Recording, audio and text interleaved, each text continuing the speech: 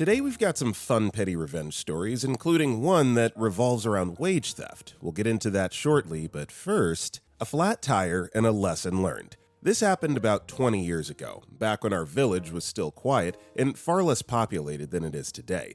Just dirt roads, wide open yards, and neighbors who knew each other well enough to ask for sugar, coffee, hot water, or start a feud over a fence line. There was this teenage boy from a few houses down, around 14 or 15, who loved riding his beat-up BMX like he was training for the X Games. The main dirt road passed by our property, but for whatever reason, he preferred cutting through our yard, and not just anywhere, but straight through my father's plants. My dad had a small garden back then, nothing fancy, just some shrubs, flowering plants, and a few vegetables growing in neat rows. It was his pride, something he tended to every day. So you can imagine his frustration every time the kid zoomed through and left tire marks across the soil. Dad warned him more than once, "Stick to the road, don't ride over the plants." The boy would nod and mumble an apology, but the next afternoon, there he'd be again, carving tracks right where he wasn't supposed to. Now, my dad isn't the kind to yell or make a scene, but he is the kind to get a little creative. One day, he went out back to the old shed near the edge of our property. It was a broken down thing, leaning to one side and filled with old tools and scrap wood. From inside, he pulled out a nasty looking plank, weathered and full of rusty nails. It looked like it had fallen off the shed itself. He placed it just off the edge of the garden, right where the kid usually cut across, and lightly covered it with some dry leaves and dirt. It blended in perfectly. To anyone riding through fast, it just looked like a patch of ground. The next day, like clockwork, we heard the familiar sound of bike tires crunching dirt. Then the pop, followed by a startled yell. The boy had hit the trap dead on. Front tire was blown out. He stood there, staring at his bike in disbelief. About an hour later, he came back with his mother. She was angry, demanding to know why there were nails on the ground. Dad met them, calm as ever. "Why would you do something like that?" she asked, pointing at the boy's damaged bike. Dad just said, "Where exactly was he riding?" The boy, quietly and with a bit of guilt, pointed toward the garden. "And where did I tell him not to ride?" my father asked.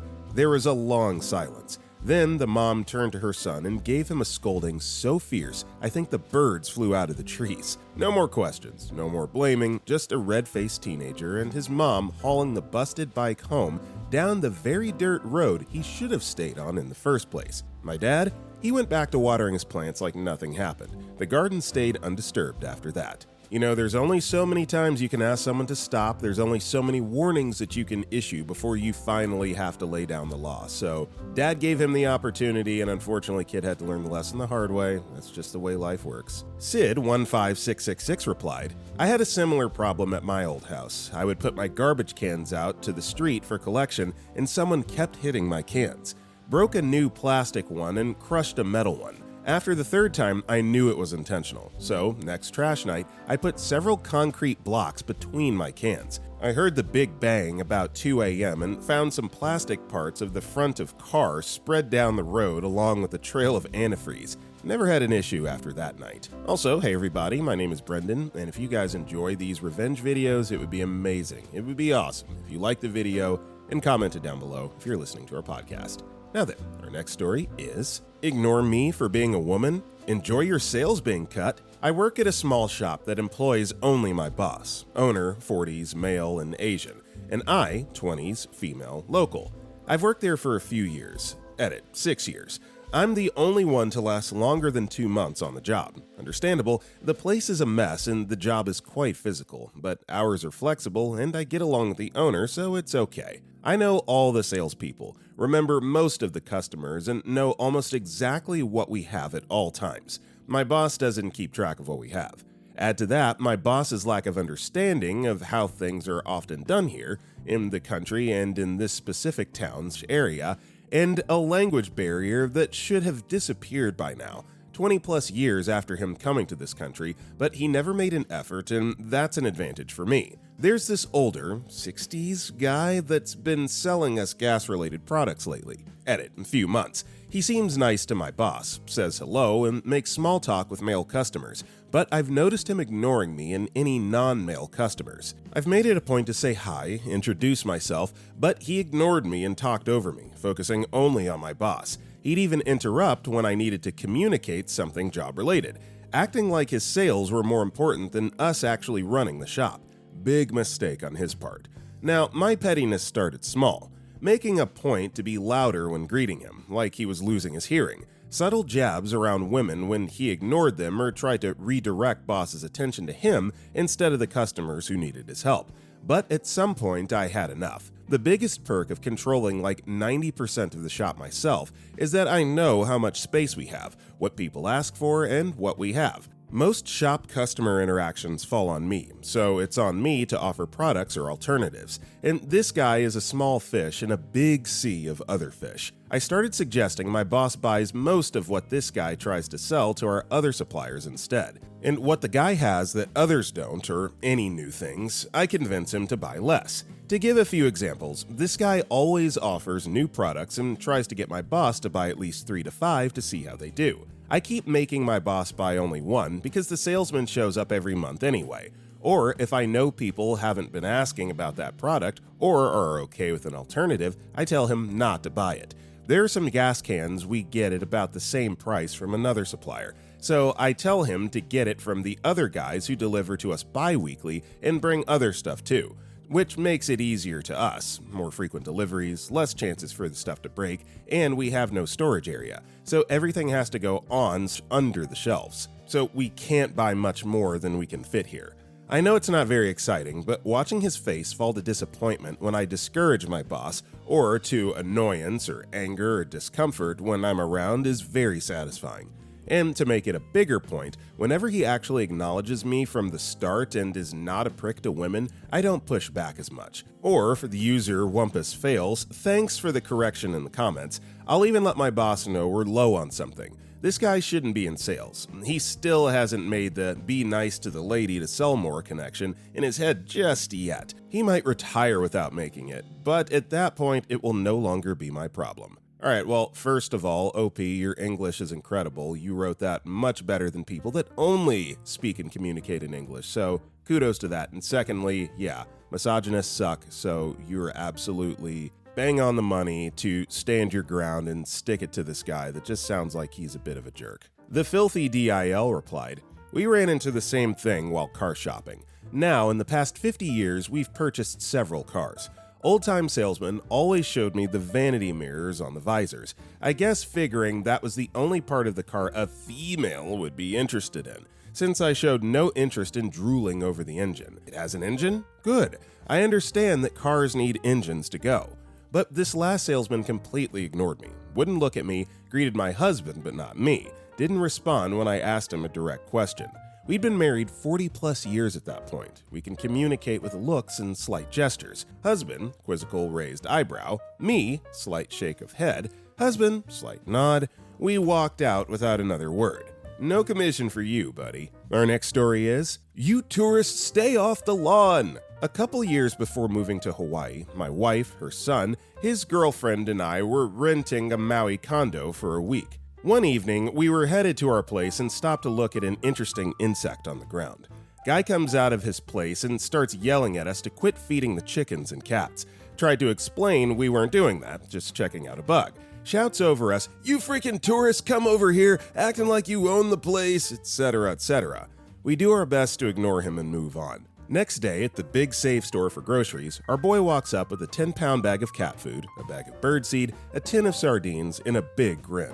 We went to dinner and cocktails to get in the mood while waiting for dark, headed past his place, and lightened our burden on and around his lanai. Should have seen all the cats and chickens hanging around the place that day. Before anyone lectures about feeding cats over here, I get it. Same with the chickens. We live and practice that as residents, but this guy practically begged us to do it. Yeah, I can't really get behind this one, sorry, and looking at the comment down below, I'm starting to see why, so let's read it. Serenity Anashine responded, "As a Hawaiian, your attitude and actions are exactly why we have problems with all the random people that move to Hawaii and act like they don't care about the history or the natives. That's why there's such an issue in Hawaii between natives versus locals versus transplants like yourselves versus tourists." Now, I don't know if the dude who yelled at you was a local or a transplant, but if he was a native, I could see why he was so upset. Our next story is, "Match my speed? Okay, fine. Last weekend, I was running errands and needed my small utility trailer along for some larger items. I'm on a stretch of highway going away from the city. It's a Saturday morning, not much traffic. I'm in the right lane behind a line of cars all going about 56, 55 mph speed limit. I would pass them, but there's a woman about a car length ahead of me in the left lane also going 56. She will not pass. She will not move over. She's just speed locked with the line of cars in the left. No one was behind us coming up to make her move over, so she's just sitting there. I had time before my exit, so I would have gone around the right lane of cars, but had no option given that she wasn't moving up. After a while, I noticed that she speeds up a little, for a second, then drops back. Then on comes the turn signal. Yes, we're coming up for her exit very soon, and she suddenly realized it.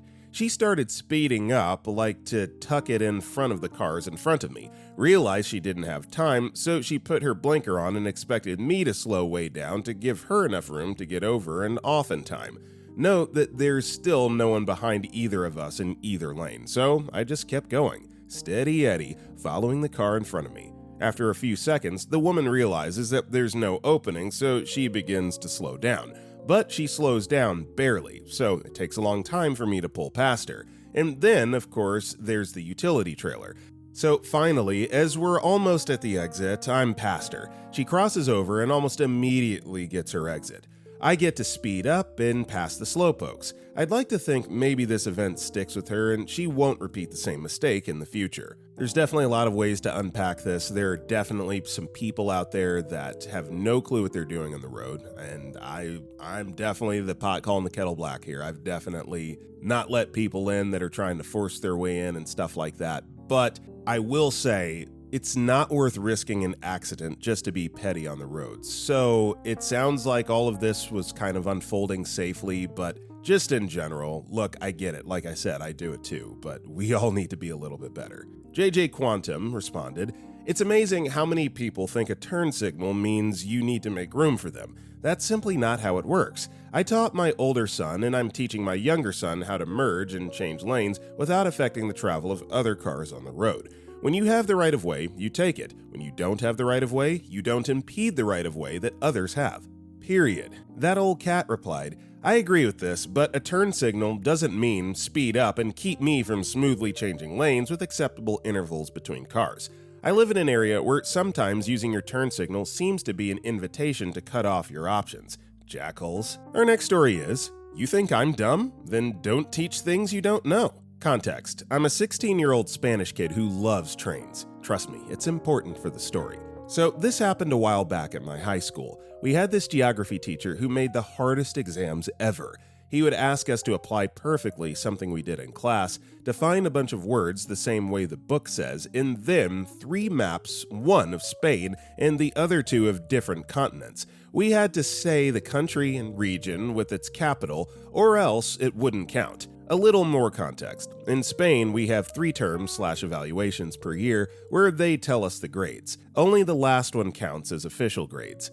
In the second term, I was doing horrible, to the point of failing 3 subjects: arts, technology, I couldn't do a project the teacher sent because I didn't have a computer, and geography. To be fair, only 3 students out of 20 in my class passed geography on the second term. So the teacher, he didn't say, but it was clear by his looks, thought we were stupid bad students. But then it came the time of talking about the industry, which I know a lot about thanks to my love for trains. And finally, he started to talk about trains. He started by explaining how, in a steam train, the boiler is full of tubes that are full of water. Wrong. In the heat of the fire, turn the water into steam.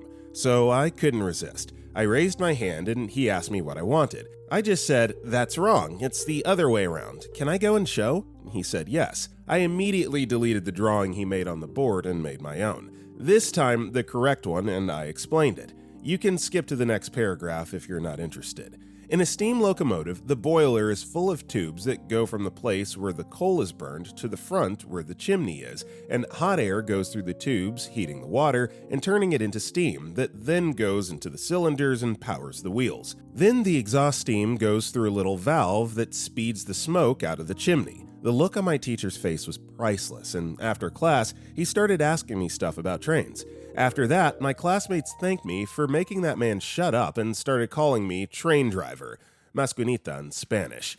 And they still call me that even after a year. Also, the teacher ended up being nice to me and asking me things about trains like I was his friend. It was awesome. You know, if nothing else, you've educated a lot of people, including myself, on the anatomy of steam trains. I had no idea that that's how it worked, so thank you for sharing, and it sounds like the teacher was at least a good sport about it, so happy ending all around. Our next story is Help at the Dock. This happened about 15 years ago. A friend of ours worked at a swanky bar that had a dock and boat rental on a lake full of $1 million+ waterfront homes. Midweek boat rentals were free for him, so we packed a boat full of friends and beer. A few hours in, it was past time to relieve the pressure of all the beers we consumed, so off to the dock at his work. We docked and everyone left me to watch the boat. Ugh. While waiting, a couple pull up to the dock in a beautiful wooden speedboat. The gentleman driving was having a hard time as it was windy and he kept drifting away from the dock.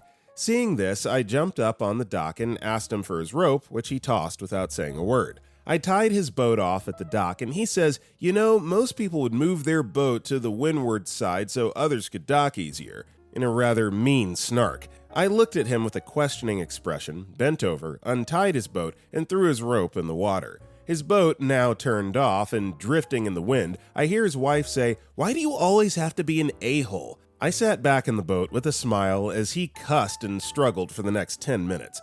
Moral of the story is, don't bite the hand that feeds you. Yeah, that's pretty cut and dry, case closed. I don't know why he felt the need to throw out that comment to someone, a total stranger that's helping you dock your boat. Yeah, you deserve it, and your girlfriend, wife, whoever that was absolutely correct. Our next story is, "Oh, there's snow on your car? You poor thing." Years ago, at the huge nursing home I worked for, we had a princess. She had a bug up her arse towards me, for some reason, maybe because I was the go-to person, to get things done and she was not. She would be overheard complaining about me to her pals and I would just laugh. I lived about 10 miles from the work site, and during the winter storms, I was the one that would pick up my coworkers along the way in, some of whom would call out sick because they didn't want to clear their cars or shovel the snow to get to work. That's bullcrap. So this one storm snowed overnight and all the next day. Cars were covered at 3 p.m. I hit my remote starter before leaving the building, put on my snow pants,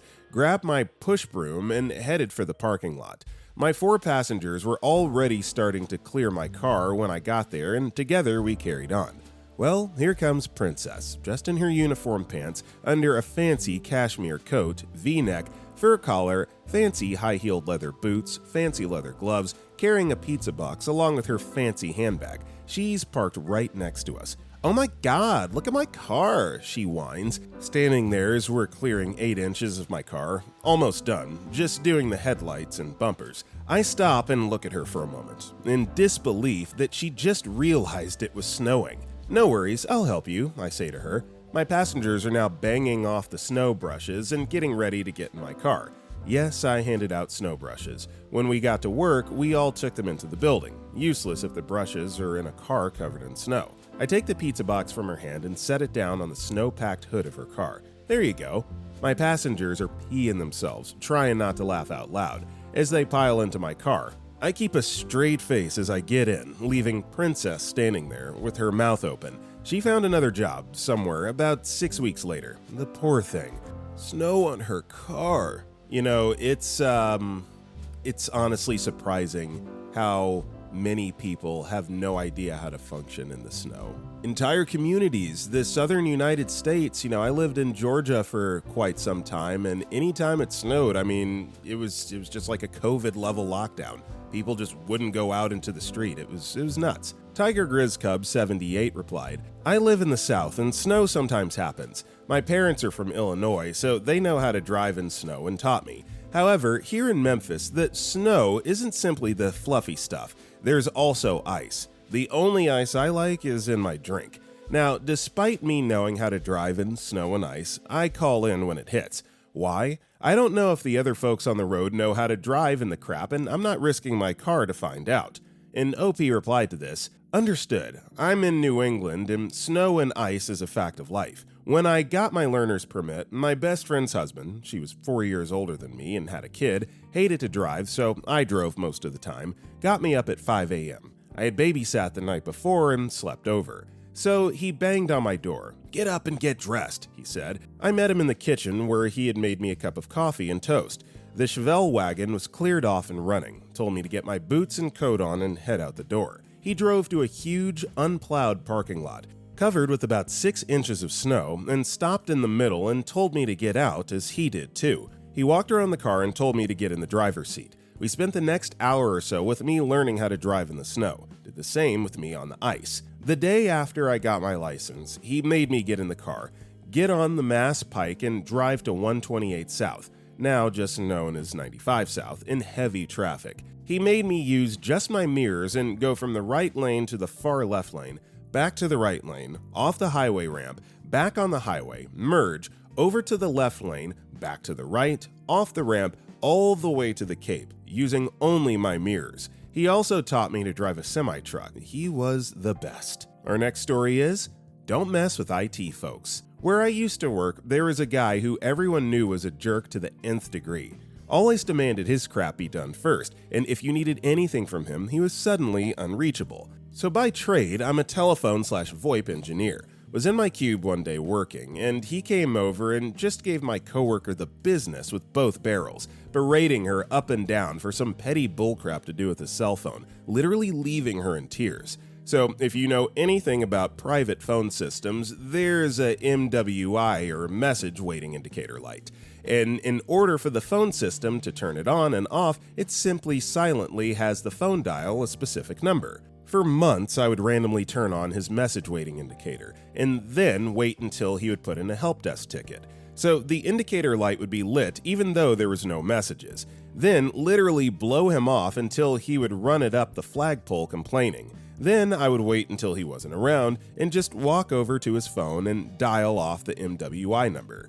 I must have done this 8 or 10 times before he finally figured it out.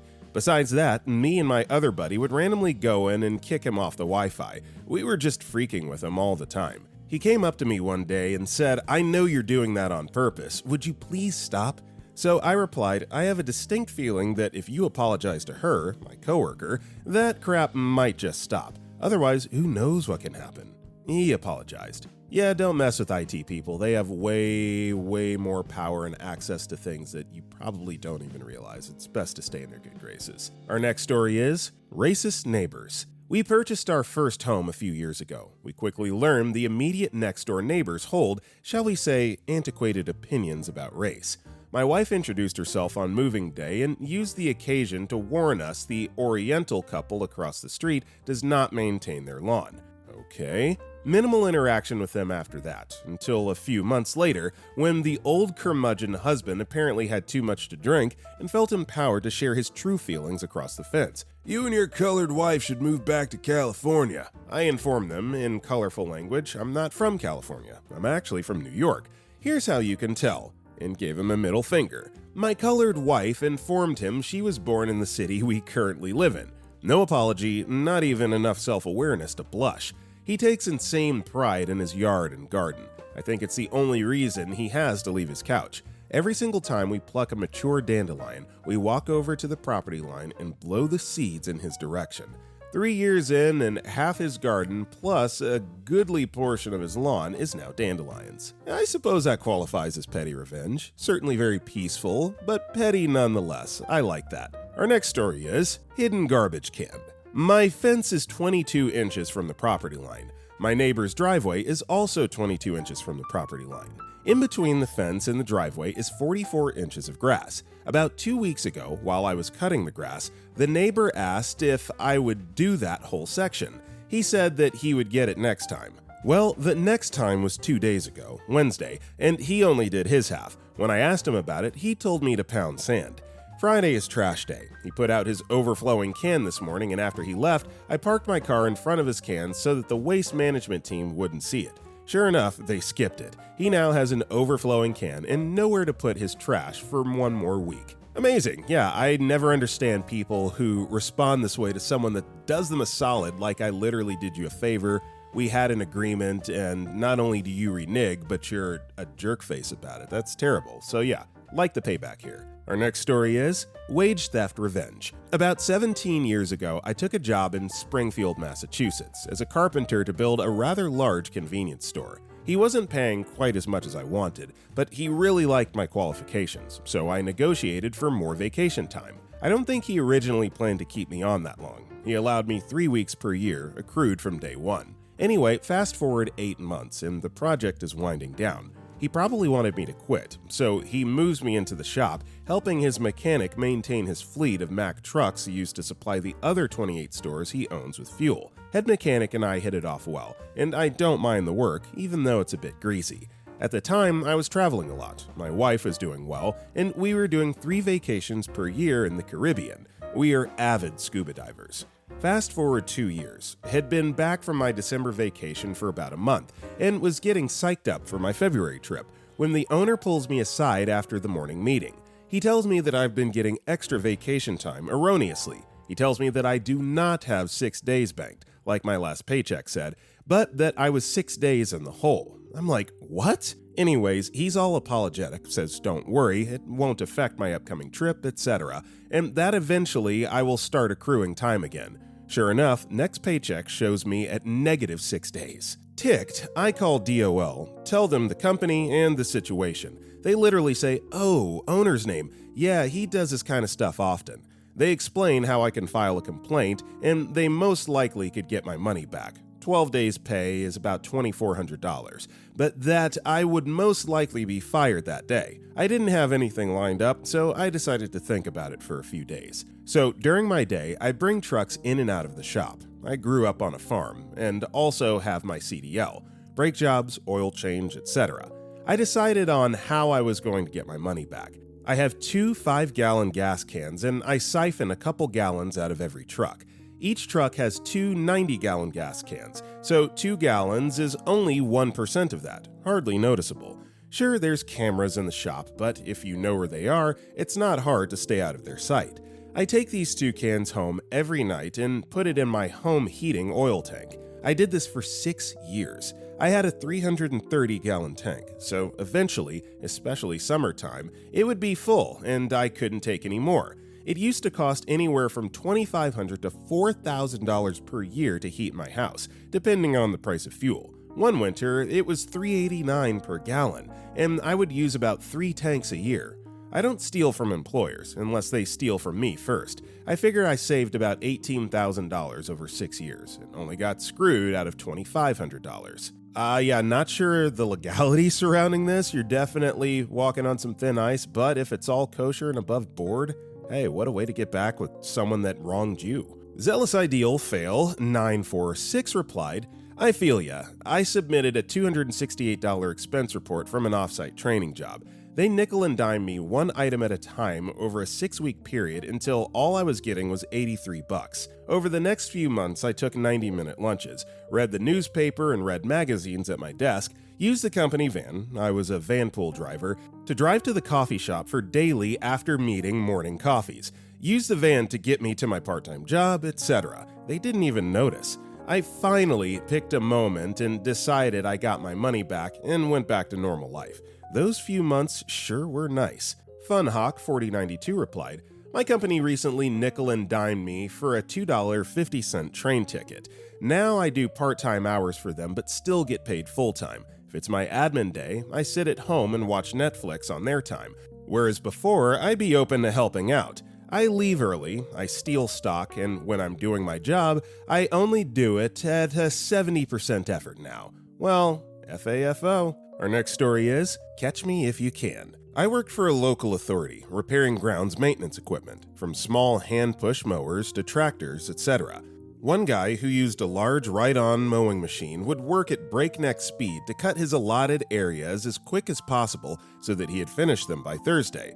Unknown by us in the workshop and the local authority, on Friday he would go around on his huge mower cutting for private, cash-in-hand customers. So, if he wrecked his mower midweek, often, he was always trying to get us to drop everything and repair his. Annoying when once I was lying on a car creeper, he rushes into the workshop and pulls me out from under another machine I was repairing and tells me to leave that job and repair his. Then, a week or so later, I found out about his Friday customers. I saw him pull up to the workshop with his broken machine and I hid, barely controlling my laughter as I could hear him from my hidey hole calling for me. That swiftly turned to screaming out in frustration. He went outside looking for me and I emerged and waved at him from the window. As he was dashing back into the workshop, I hid again. Repeated this twice, and when he did confront me and threatened to tell my boss about my antics, I threatened to tell the boss about his. Purple-faced and fists clenched, he stormed off. I never told the higher-ups about his Friday sideline, but his machine never got priority again. Certainly very shifty, but I think the real problem here is how pretentious he is. People that think that you should stop what you're doing and elevate solving their problem ahead of solving other people's problems. I never understand that type of mentality. Our next story is two of the same type painting. Not me, but done by my mother-in-law. For clarity, we'll refer to MIL as M and FIL as J. Years ago, J had an emotional affair with M's best friend, a married woman. This led to a prompt divorce, which allowed J to continue his relationship. Since this happened in the great state of Texas, M received full custody of the two kids, the cars, and the house. However, J wanted specific items from the home that M wasn't ready to hand over, the main one being a painting they bought on a past anniversary. M didn't care too much for the painting, but wanted to stick it to J one last time. So, she contacted the artist that made the painting, explaining the situation, got them to make a print of it, and promptly stuck it in the original frame, taking the real painting for herself. Now, whenever I visit, I see the same painting in each person's living room, and I give a little chuckle. Subtle but satisfying, and it just shows the level of pettiness this has that they don't even realize that they've got a dupe hanging up in their house. Zealous Ideal Fail 946 replied, "To people that don't appreciate art at a close level, it's very easy to deceive them. I purchased a poster of something in a clearance section at a bookstore. I spent $125 to have it matted and framed. People have no idea of the print's true value and assume it's worth more." Queen Juniper replied, "Art is also in the eye of the beholder. There are plenty of posters I find to be worthy of the $125 frame, whereas a lot of art worth way more I wouldn't care enough to spend $125 on, much less a frame." Our next story is, "Keep telemarketing me. I'll call you direct." Back in the mid-2000s, my family and I lived in West Michigan. I had signed up for the Do Not Call list, and it had been generally successful. Even with this, a local home renovation company started calling my home landline. Every time they called, we would tell them we were not interested and to please remove us from their call list. Still got calls from them. Fast forward about 6 months to a weekend where my father and I were installing some fencing.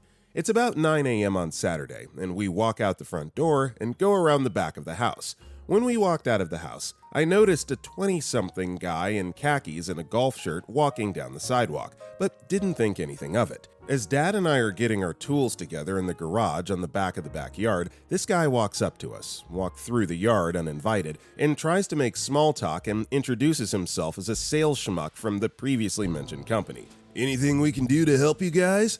"Sure, grab a bag of red mix concrete and follow me." No surprise, he declined. I told him to go away, politely. As this, of course, irritated me, later that day, I looked up the company online and found out the name of their head of marketing. I reached out to him on Monday and explained that I didn't appreciate them continuing to call me, and I most definitely didn't appreciate his sales schmuck wandering around my yard. Got lots of apologies once he realized I was serious. After that call, I got 1 or 2 more calls from them before it stopped completely. Most likely they stopped because each time they called us, I called him and read him the riot act. Very annoying situation, but I think that you handled this accordingly. At first you asked to be put on the do not call list, and then you called them directly and requested that they stop reaching out to you. Now they're sending stalkers to your house. That's when it's time to kind of roll up your sleeves and play hardball. So like the story, stick it to them, and hopefully they'll leave you alone. Loki Kami-sama replied, "Sounds kind of like my mom. Dad got into a car accident. He hit a deer. Called insurance and gave them all the info. They were supposed to do their part and whatnot, and that was that. Nope, they forgot to file something, and Dad got a letter in the mail that his license was suspended. Mom found the agent's home phone number and called him that night, and let's just say things got sorted pretty dang quick. Our next story is Mr. Chipmunk's Revenge. I worked as a teacher and had the student from heck one year. She was nasty to me and everyone else. However, her biggest target was her English teacher. He was a big guy, probably close to 400 pounds, and hairy. When he shaved, he had to decide where his neck hair ended and his beard began. The back of his neck was a jungle, so he probably had some serious back hair. He hung some DC Comics posters, including Batman, on the classroom wall behind his desk, so he called him Fat Man. She also referred to him as Mr. Chipmunk because of his hairy arms and neck. He was a jolly person, and the other teachers adored him. After the student from Heck graduated, she became a licensed physical therapist. The teacher slipped on a wet floor that had no sign to warn people and fired a workman's comp claim, having hurt his lower back.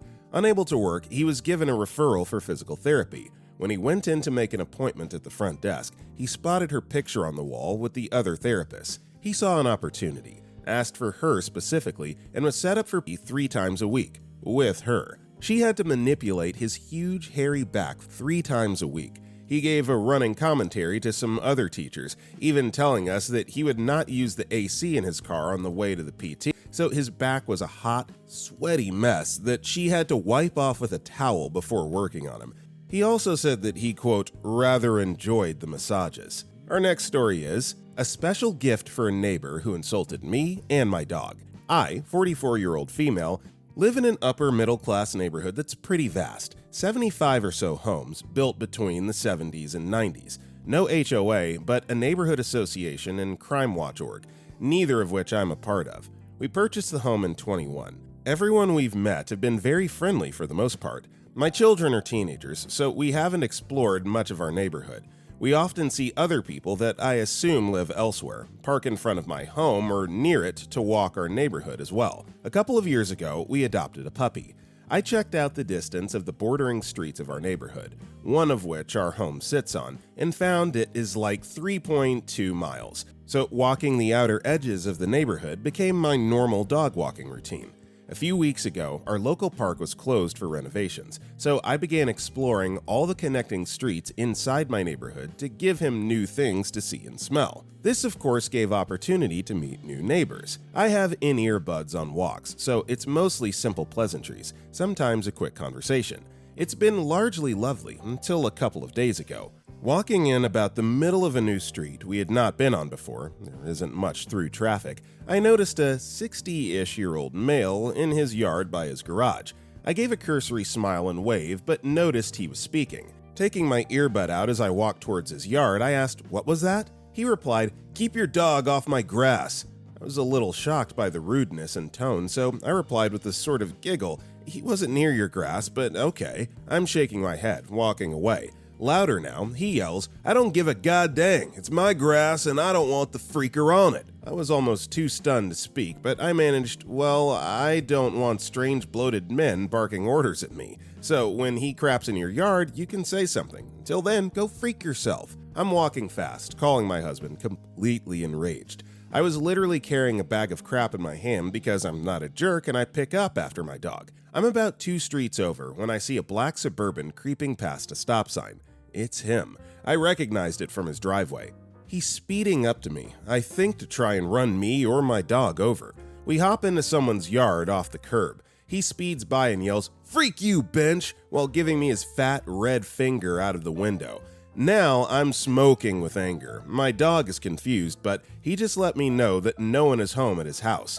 I circled back and opened my steaming bag in the center of his driveway, being careful to gauge where his tires would hit. It was a heavy load too, about 4 turds, but it wasn't enough. I'm still angry. I go home, look up his address, find his name, socials, all that. His birthday is in 2 days. I smile because I know I'll have a special present for him. I called my most unhinged friend that happens to have 2 dogs. She's happy to collect samples for me. At home, I do the same, and in 2 days' time, I have a ripe pile of crap from 3 dogs. I purchased a manila envelope, grabbed some Easter crinkle confetti paper and some gloves to get working his birthday present. I'm sure to grab the envelopes with bubble wrap on the inside. I address it to him and write, "Happy birthday," in large letters underneath. stuff it with dog crap, and fill just the top with enough crinkle paper that it's hard to see what's inside. I walk it, alone, to his home on his birthday and put it in his paper box very early. Then I come back at mail time and wait on the nearest cross street, hidden. I see him come out directly after the mail truck. He grabs my manila envelope. Yes! I can taste the revenge on my tongue. I'm about to walk the opposite direction home, but I see him opening the envelope. A front row seat. This is beautiful. He's halfway up his driveway when I hear a "what the f," followed by a "God dang it to heck," as he's trying to fling crap from his hand. I start running. I know he was going to instinctively look around. I'm out of there. My heart was jackhammering in my chest. I'm out on a main road before I slowed down to a normal walk and made it back home without incident. This was 2 days ago, and I haven't quit laughing since, and I think I'm satisfied. For now, anyway. Thanks for reading. Yeah, this was a good one. Just goes to show you, if you treat people like crap, you may in turn get your own crap to treat with, so booyah. The anti-Karen responded, "I have to tell you how much I laughed, and I can taste the revenge on my tongue. Not to mention, I love how petty this was. I absolutely love it. When one of my neighbors is out walking their dog, I don't care as long as it doesn't come in the yard." Our next story is, just doing my part to help out the collection agencies. When I moved to my current home about 11 years ago, I decided to get a local number, as I had chosen to settle here. I got some random phone number and almost immediately began getting calls for Shamika Ball. Names have been changed. I mean, a lot. Twice a week at first, tapering off to 1 to 2 times a month. Almost all were from various collection agencies, but a few were from some kind of nursing agency, offering potential jobs to nurses on their roster. This went on for years, though after about 2 years they had slowed considerably. When I was still getting calls for her at 4 years, my curiosity got the better of me, and did a local Facebook search of the name. Sure enough, there was only one in my area code, and she was a nurse. This led me to do a longer search for her, finding her LinkedIn page, her nurse's profile, and even where she was working currently. After that, the collection agency would call me. I explained the situation and passed along the most recent information about her. I did this about 4 to 5 times, never got any calls after that. Yeah, when it comes to collection agencies, you can run but you can't hide. I'm not speaking from experience, of course, but you know, they're like the modern mafia. They will get their money. Seriously, the crap responded, "I had suffered from this exact situation after being blessed with the dead phone number of a deadbeat. It was then I learned that collectors are some of the dumbest freaking humans on the planet. These morons would call and ask to speak to her. I would explain that I have no idea who or where she is, that she no longer had this number, and a cell phone company unfortunately reassigned her number to me. They would pause, then say, 'Can you get a message to her?'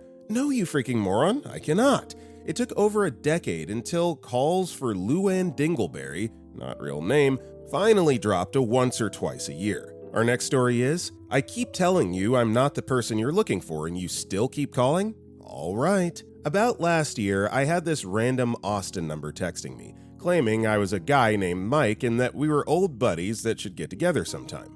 I honestly thought it was a possible phishing scam, but I just decided to be nice and let him know it was the wrong number. It seemed like he understood, but the following weeks he would still ask for Mike or just straight up call me. I did mess around a bit and made stupid butt noises on the phone to throw him off, hoping he'd understand I wasn't the person he was looking for, but he kept pestering me. One night I went to get some sushi with my girlfriend and drink a bit. I was telling her about what was going on. Then and there I decided to scare the absolute freak out of him. I got in the car by myself and called him. With the most terrified voice I could manage, I was saying things along the lines of, "Help! No! No! Get away!" On his side of the phone call, I made it sound like a girl was getting hurt, kidnapped. He was like, "What? What is happening? Who is this?" After that, I hung up on him and went on with my night getting some boba. Next day, I checked my phone. Apparently, he called and left a voice message saying he was worried and called the police to check up on his friend Mike. He still thought that my number was Mike's number. After that, I never heard anything from him again. To be honest, I do feel guilty. If he did actually call the police, I feel bad for wasting their time, but on the other hand, I don't feel bad for scaring the freak out of him if I'm being for real. He kept messaging me and calling repeatedly, even though I made it clear that I don't know him or Mike. You know, as annoying as this is, OP, I'm going to give you the benefit of the doubt and just assume that this was back in the days before you could easily block phone numbers, because if you could just block this number, bingo, bango, problem solved. So yeah, we're going to give you this one. Presentation, that 2839 replied, I had that for months. First, nicely explained, wrong number, then rudely after a few more weeks. A few weeks after that, yelling that the guy was a stupid freak and this was still the wrong number. What finally works, yeah dude, look, Howard said he doesn't want to talk to you. He hates your guts and thinks you're the dumbest mother freaker on the planet, and if you call this number again, he'll unalive you. Did the call stop? Yes. They did make problems for Howard, or the stupid a-hole who called me 8 times a day for 3 months. Well, that's not my problem if it did. And OP replied to this, that's funny as heck. Howard is gonna unalive you if you don't stop calling me, you bench butt. Our next story is, I wasted the time of a guy who couldn't be bothered to signal in traffic. Refusing to signal when changing lanes or turning is one of my pet peeves. It's painfully easy to do and makes the road a safer place. I think it's the height of ignorance and entitlement to not do it. One day I was on my way home and wound up behind a guy who was weaving through traffic, driving pretty quickly and, of course, not signaling. I noticed that he had a for sale sign in the rear window and, as luck would have it, wound up behind him at a stoplight, so I took the number down. When I got home, I called him up pretending to be interested in purchasing the vehicle. I asked him the standard questions, age, mileage, why he was selling. Then I got to the question of if there is anything wrong with the vehicle I should know about. Said no. Well, how about the signal lights? I didn't see you using them when you were changing lanes or making turns, so I wasn't sure if there's an issue with them. Oh, no, that's just the way I drive. Oh, okay, so they do work then. Good to know. Okay, well, I think I have all the information I need. Thanks for your time. I'm not 100% certain if he got the hint. I think it's likely he did, and I'm not 100% certain that the next time he hit the road, he still didn't use his signal lights, but I felt good about wasting a bit of his time and getting his hopes up on a sale. This one is awesome. Brutal self-awareness check, coupled with a little bit of petty revenge. Ooh, that is chef's kiss. I'm a huge fan. Juicy replied, I'd like to think it was a slow burn, like he assumed you were hooked and went out and spent the money he thought he was going to make from the sale, only to be lying awake days later, wondering why you hadn't called back, replaying the conversation in his mind. Then, at 2:34 a.m., a stunning realization that he's never going to hear from you, but still doesn't know why. Then, weeks later, mentions it to someone at work and gets told that you are probably freaking with him for not signaling. The rage. Our next story is, sit in my seat and refuse to move? Enjoy being uncomfortable. Last week, I took a flight from Athens, where I'd been visiting relatives, to London. It was a late flight. I was exhausted and the plane was full. I was in a window seat, which I'd chosen so I could rest my head against the walls and sleep. But when I got to my row, there was a guy in my seat. He had big headphones on and had his head turned away from me. I tried telling him that he's in my seat, and he didn't respond. Thinking maybe he can't hear me because of the headphones, so I gently tap him on the shoulder. No reaction. I try again. Still nothing. He doesn't even turn towards me. Edited to add that he's clearly not asleep. He's sitting upright and I can see his eyes are open. I considered calling over a flight attendant to ask him to move, but there isn't one nearby and I'm not in the mood for it to be a whole thing. So I just take the middle seat and quietly fume. A few minutes later, a young woman who's sitting in the aisle seat arrives and takes her seat. She's traveling with her friend, who's sitting in the window seat in the row behind us. They're talking to each other across their seats. Then, the woman sitting in the aisle seat turns to me and asks if I can swap with her friend so they can sit together. I say sure, no problem. Now, at this point, it's important to point out that her friend is very fat, borderline obese. Not fat shaming, I'm a heavy guy myself. But she's at least twice as wide as me. I probably would have swapped even if she hadn't been fat, but I saw a chance at revenge. As I get up to move, I see the guy sitting in my seat has turned around and realized what's about to happen. He doesn't look happy and gives me a look like he's saying, please don't move. I ignore him and swap seats. I spent the flight mostly with my eyes closed as I try and fail to get a nap, but I do occasionally have to look at the row in front of me, and I'm very satisfied to see that the fat woman in front of me is taking up nearly half the window seat as well as her own seat, and that the guy in my seat is squashed up against the wall of the plane. I hope he spent the flight thinking about how if he'd just taken his own seat, he'd have been able to swap with the fat woman and I'd have been the one pinned against the wall. Maybe next time he'll think twice before he takes someone else's seat? So this is just a personal thing. When I'm flying, I never take window seats for this exact reason, unless I'm flying with multiple people. If I'm flying solo, it is aisle all days of the week. No one is squishing me up against the window. Our next story is petty with the breaker box, rude neighbors. I lived in an old house with multiple apartment units. I had the entire first floor and access to the basement near a side entrance. The upstairs neighbors hated me for reasons never clear to me. When I would start a shower, I could hear them run to their bathroom to flush the toilet, which would cause the shower to briefly only run scalding hot water. They also played loud music and jumped around at random times. I learned to start the shower, but not get in it until after hearing their toilet flush. I'd politely asked them not to play loud music late at night and tried being nice until I found my motorcycle pushed over. It was always chained against my stair railing with the cover on it. I couldn't prove it was them, but it was out of sight from other people and it seemed logical that they did it. One day, the power went out and the landlord asked me to check the breaker box on the basement stair near my unit. It was just a local power outage, but it gave me an idea. When their music was loud, I'd shut off all the power to their unit, not others. When I was getting ready for work, I'd step down the stair, flip the breaker, and enjoy the silence until I was ready to leave. Anytime they were loud, I cut their power. The neighbors continued to stomp around the apartment and try to scald me in the shower, but the noise was never an issue again. The peak of my retaliation came from a very cold winter day when I realized the units had separate furnaces located in the basement. I turned theirs off and waited. The landlord called to see if I had any issues and said he would come to look, but he couldn't get there until much later. I turned it back on just before his arrival. The landlord asked all the tenants if they were experiencing any issues, but everyone still said it was fine and he never figured out I was the culprit. I'm not proud of my pettiness, but I still smirk when I think of this. The energy that you put out into the world is what you deserve to receive in turn, so they're doing you dirty, you can do them a little dirty. I think they'll be okay. No need to feel guilty. Ascient responded, I ended up going to stay with my parents when my twins were 3 weeks old, leaving their father in our leased house, which I paid the electricity for. The houses were only about 8 doors apart. You could just about see the other's driveway if you stood on the end of one. For some reason, he would turn on every light, then leave for hours on end, knowing he wasn't the one paying the electricity. So my siblings would go for a walk, and somehow the breaker would trip before he got back. He moved out around 2 to 3 weeks later. Our next story is my extremely tiny and petty Legally Blonde moment. My 3-year odyssey of spite finally came together yesterday. When I was a fresh college grad in 2022, 21-year-old female at the time, I dated an attorney for about 3 months, 27-year-old male. He was a talented lawyer, spoke lucidly about what he did for work, and I trusted his opinions about the legal profession.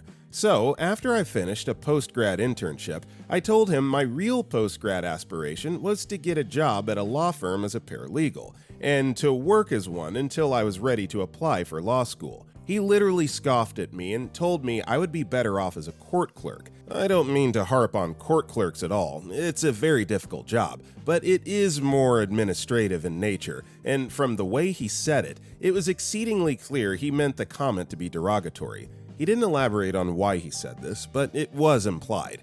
I was taken aback and really freaking hurt. But at 21, I hadn't learned to have a spine yet, so I brushed it off. A few weeks later, I was working my first paralegal job. We broke up shortly after for reasons I'm sure you can guess. Anyway, he was right that I'm not going to be a paralegal.